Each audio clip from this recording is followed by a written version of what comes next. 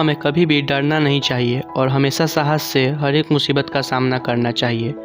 हमारे बड़े बुजुर्ग हमें भूत प्रेत की कहानियाँ सुनाया करते हैं और अक्सर हम उनसे डर जाते हैं। इसी को समझाने के लिए आज मैं आप सभी के सामने एक कहानी लाया हूँ, जिसे सुनकर आप सभी के मन से कुछ वहम दूर हो सकता है। इसलिए वीडियो को लास्ट तक देखिएगा ताकि आपको अच्छे से समझ आ जाए। अरावली के पहाड़ों के बीच एक सुंदर गांव बसा हुआ है। वहाँ लोग अपने मेहनत के द्वारा ही अन्न की उपज करके अपना जीवन निर्वाह करते हैं।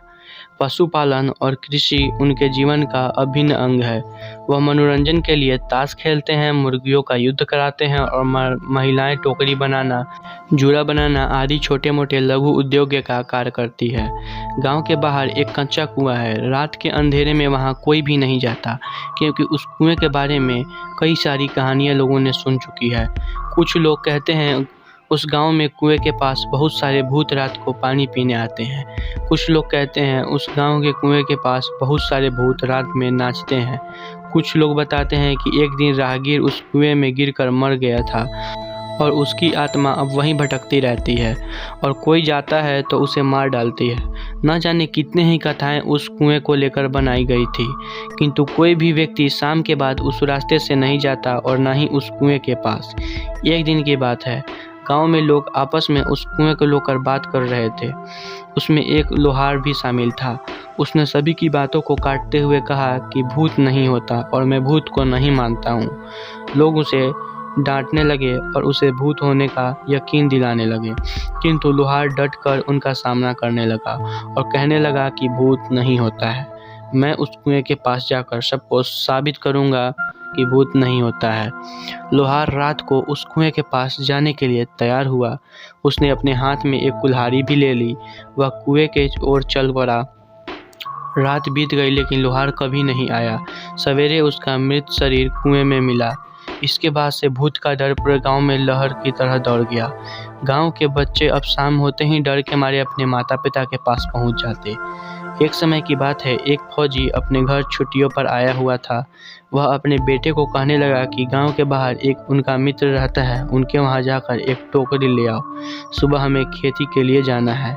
इस पर फौजी का बेटा अमृत डर से वहां जाने के लिए मना कर गया।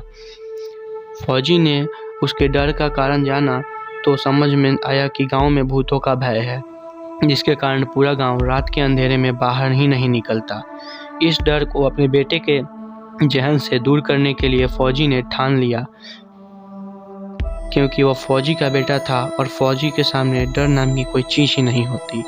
फौजी ने एक टॉर्च लिया और अपने बेटे के साथ टहलने के लिए बाहर निकल गया। अमृत डरते डरते अपने पिता के पीछे हाथ पकड़कर चलता।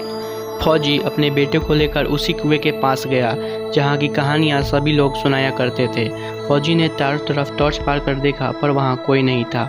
अमृत को उसने बोला, देखो यहाँ कोई नहीं है। लोग यूं ही डरते हैं और बच्चे को भी डराते हैं। किंतु दूसरे क्षण कुएं में से किसी की तेजी से चढ़ने उतरने की आवाज़ सुनाई दी।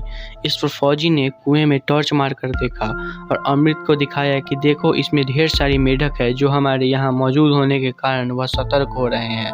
अब धीरे धीरे अमृत का भय टूटने लगा और उसने अपने पिता का हाथ छोड़ दिया। अमृत निडर होकर वहाँ घूमने लगा। उस दिन के बाद अमृत निडर हो गया था। वह रात को भी उस कुएं के पास चला जाया करता था।